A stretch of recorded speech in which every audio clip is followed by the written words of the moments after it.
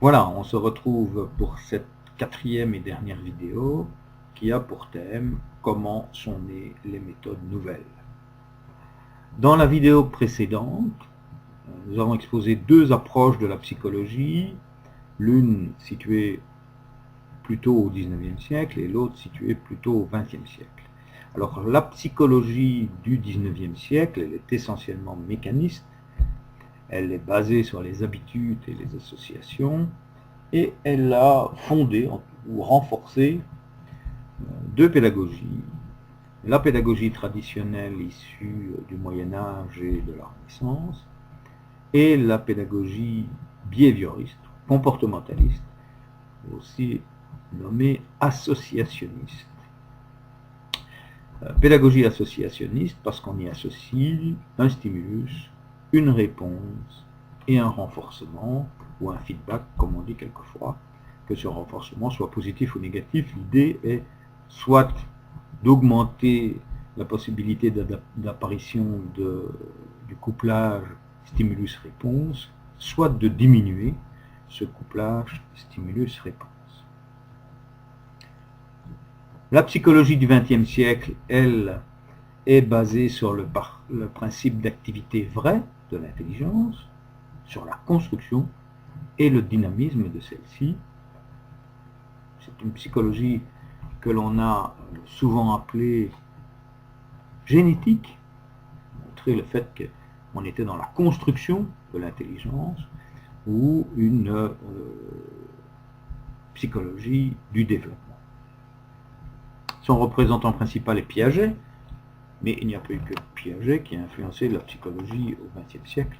Lev Vygotsky a également influencé la psychologie du XXe siècle, avec des travaux qui s'intéressaient surtout au caractère social de l'éducation et à l'influence du conflit socio-cognitif.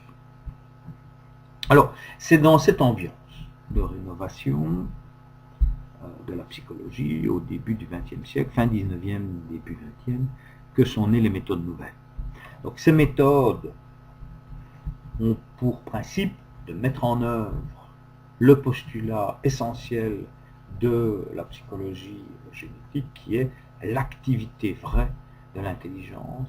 Il y a une vraie activité de l'intelligence de l'enfant.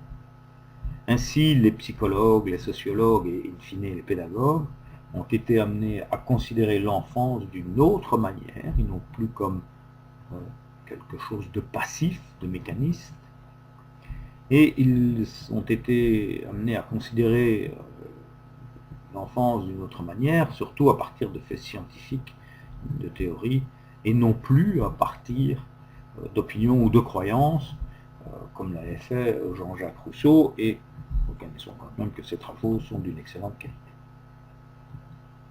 Alors, aux États-Unis, c'est surtout avec Stanley Hall et Baldwin que la psychologie génétique, donc science du développement mental, a pris son essor, et c'est sur cette conception de la psychologie que s'est appuyé John Dewey en 1896 déjà pour créer une école expérimentale où le travail des élèves était centré sur les intérêts ou les besoins caractéristiques de chaque âge.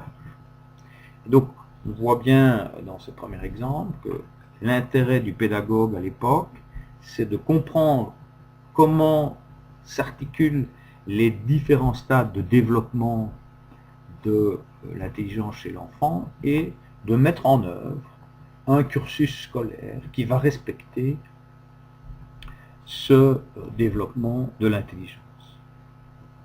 C'est à la même époque, nous sommes au fin 19e, début 20e, que Maria Montessori crée en Italie des écoles où le travail des élèves est basé sur leur développement intellectuel.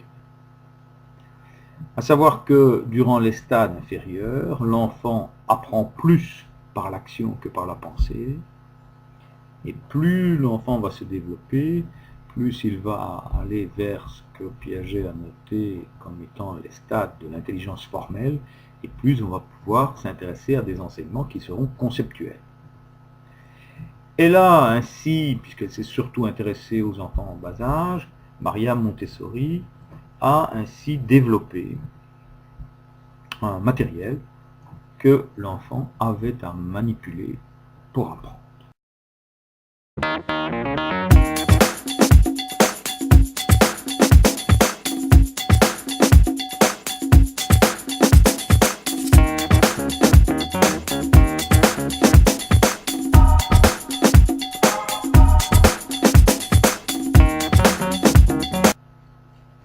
Pour autant, je rappelle qu'il ne suffit pas de manipuler pour apprendre.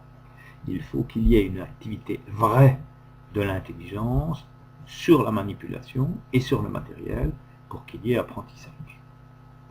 En Belgique, Ovide de Crowley travaille également, début du siècle dernier, avec des enfants dits anormaux, tout comme Maria Montessori au départ. Et il met ainsi au point ce qu'il a appelé la méthode globale pour l'apprentissage de la lecture, du calcul, etc. Peut-être que certains d'entre vous ont par ailleurs appris à lire à partir de la méthode globale. Alors, il met également en avant sa doctrine générale des centres d'intérêt et du travail actif.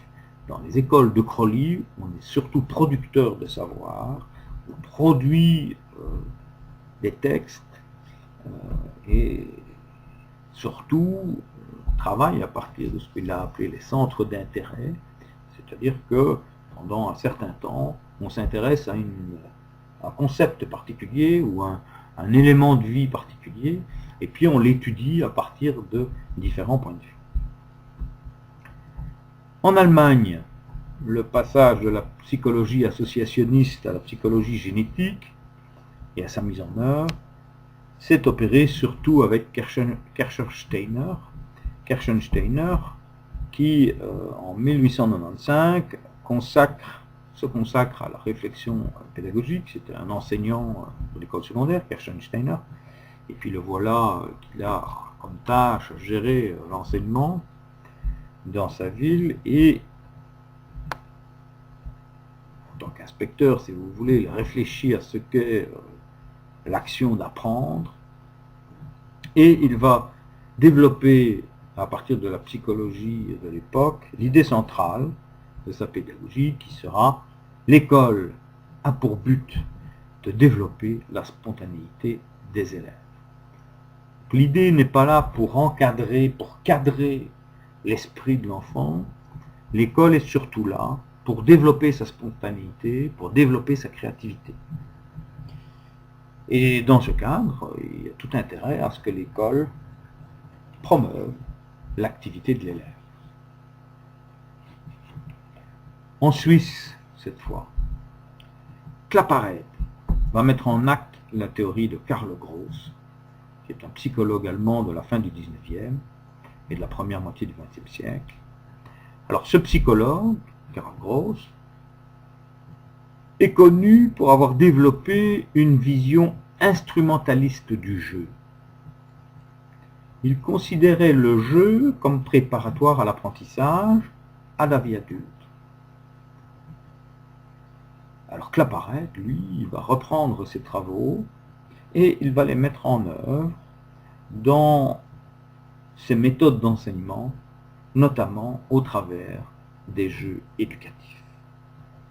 On est bien loin évidemment de l'école traditionnelle où l'élève est assis sur un banc et écoute presque religieusement, si l'on peut dire, la parole du maître.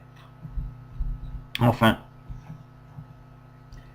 en France, il faut citer les travaux d'Alfred Binet, qui au début du XXe siècle, bien que Alfred Binet ne soit pas un pédagogue et qu'il n'ait pas développé d'école proprement dite, mais les travaux d'Alfred Binet en France au début du XXe siècle ont entraîné d'innombrables travaux sur la mesure du développement mental et des aptitudes intellectuelles, et ça a très certainement nourri les réflexions des psychologues qui tentaient de comprendre comment fonctionnait le cerveau humain, et particulièrement le cerveau du jeune enfant.